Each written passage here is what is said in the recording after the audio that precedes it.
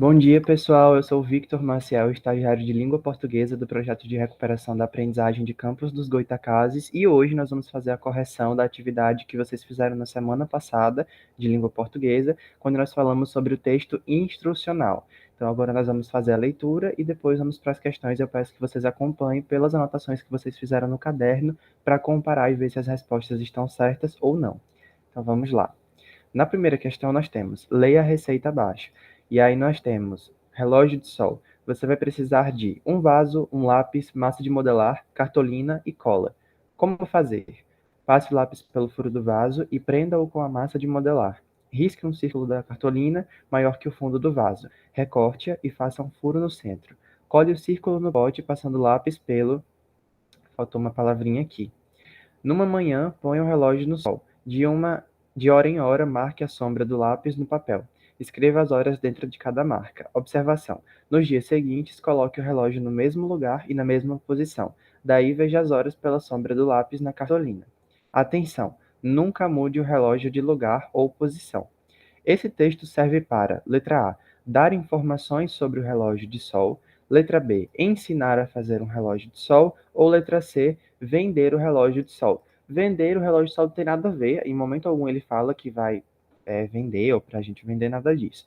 Dar informações sobre o relógio de sol, você pode dizer, tem informações sobre ele. Correto, mas lembre-se que nem sempre todas as alternativas vão estar erradas. Às vezes tem aquela que é mais correta, que é mais o que o texto está pedindo. No caso aqui é ensinar a fazer um relógio de sol, porque esse é o intuito do nosso texto, né? Ele está dando o passo a passo de como a gente pode construir o nosso próprio relógio de sol. Então é mais do que apenas falar sobre o que é um relógio, ele ensina você a fazer. Logo, a correta é a letra B. Próxima questão. Leia o texto abaixo. Pão de queijo. Ingredientes: 2,5 xícaras de polvilho doce, meia xícara de polvilho azedo, uma xícara de leite, 3/4 de xícara de óleo, uma xícara de queijo parmesão ou minas, 3 ovos inteiros, uma colher de chá de sal. Modo de preparo: bata tudo no liquidificador, menos o queijo. Despeje tudo em uma vasilha e misture com o queijo já ralado. Leve ao forno em forminha de empada untada por 20 minutos. Quais são as partes em que nossa receita está dividida? Marque a resposta correta. Início, meio e fim, título, ingredientes e modo de preparo, ou título, conteúdo e autor. Bom, aqui nós vemos no texto que não existe essa especificação de quem escreveu, ou seja, do autor. Então a gente já elimina a letra C, já não é ela. Depois a gente tem início, meio e fim. De fato, a gente tem um início, um meio e um fim aqui, tem uma progressão. Mas olha essa aqui, ó. Título, ingredientes e modo de preparo. Nós temos o título, que é pão de queijo, que é do que é a receita. Nós temos os ingredientes, que são esses aqui que eu falei, né? Das xícaras, dos ovos. E nós temos o modo de preparo, que é como você vai fazer com esses ingredientes.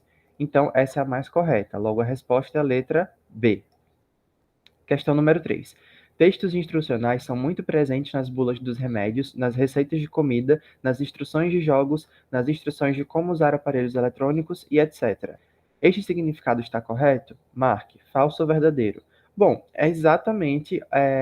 são exatamente alguns exemplos do texto instrucional, né? A bula de remédio que ensina direitinho como é que ele deve ser tomado, quais são os problemas, os efeitos colaterais que ele pode causar. Nas receitas de comida também, eles dão um modo de preparo, como a gente acabou de ver na outra questão.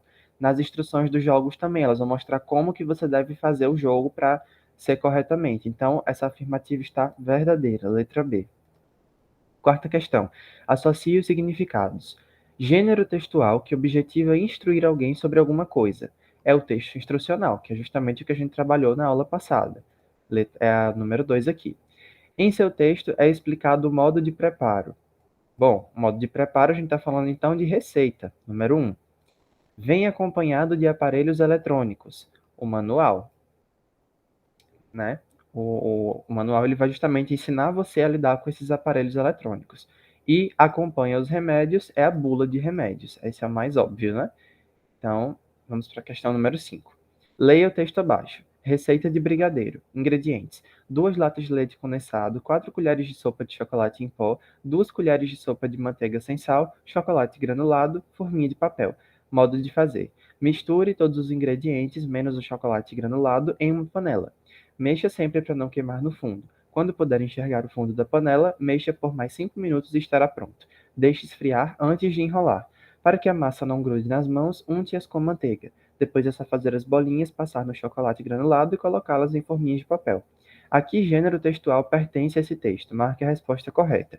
O que o texto está fazendo aqui, pessoal? Ele está dando os ingredientes e me ensinando como eu devo colocar cada ingrediente, quais que eu devo colocar primeiro na panela e o que eu devo fazer depois. Então, é o modo de preparo ou o modo de fazer, como diz aqui. Então, não é um texto poético, tá? A gente não tem recursos poéticos aqui. Também não é um texto literário, né? É um texto instrucional. Por quê? Porque ele está me dando instruções de como fazer a receita de brigadeiro. Questão número 6. Leia o texto abaixo. E aí nós temos uma imagem bem grande aqui, ó, com recursos verbais e não verbais. Lembra que a gente já estudou sobre isso? Verbais seriam o que está escrito e os não verbais seriam as imagens. Recomendações ao pedestre. Localize a faixa de travessia mais próxima. Pare junto ao meio-fio. Em vias de grande movimento, aguarde a aproximação de outras pessoas para realizar a travessia de forma conjunta. Estenda o braço solicitando prioridade. Estabeleça contato visual com os motoristas que se aproximam, assegurando que eles o visualizaram, perdão. Inicie a travessia somente quando os primeiros veículos já estiverem parados e em ritmo normal. Observe a possível movimentação de motos ou bicicletas trafegando nos corredores entre veículos. Redobre a atenção em vias de mão dupla. Em vias dotadas de canteiro central, os procedimentos devem ser refeitos na segunda transposição. Nunca faça valer a sua preferência na travessia. Na dúvida, não dê o primeiro passo. Quais características de texto instrutivo estão presentes no texto acima? Cite-as abaixo. E aí a gente vai lembrar daquela imagem que a professora Daniele colocou lá no nosso grupo, quando a gente estava tendo essa aula sobre o texto instrucional, que foi esse mapinha mental. Deixa eu mostrar aqui para vocês, ó. Foi esse aqui, ok?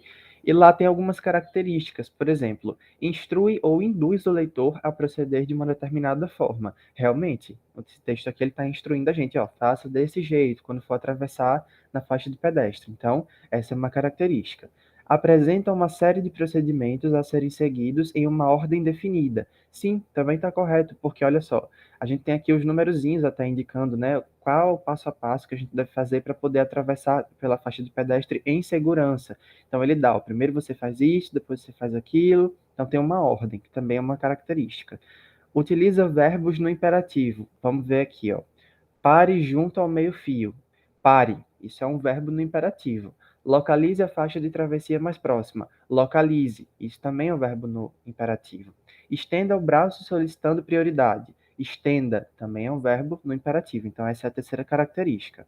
Vamos para outra. São frases simples e curtas. De fato, a gente não vê frases enormes aqui, né? Parágrafos nem nada. Então, também é uma outra característica. E ele passa informações precisas, né? Informações bem curtinhas, mas precisas do que deve ser feito, com detalhes. Então, de fato, também é uma outra característica do nosso texto que nós lemos ainda agora. Bom, essa foi a nossa atividade de hoje. Eu espero que vocês tenham gostado, espero que vocês tenham entendido. Se não entenderam alguma coisa, podem perguntar para a gente lá nos grupos de WhatsApp, nós vamos estar disponíveis para responder as dúvidas de vocês e até a nossa próxima correção.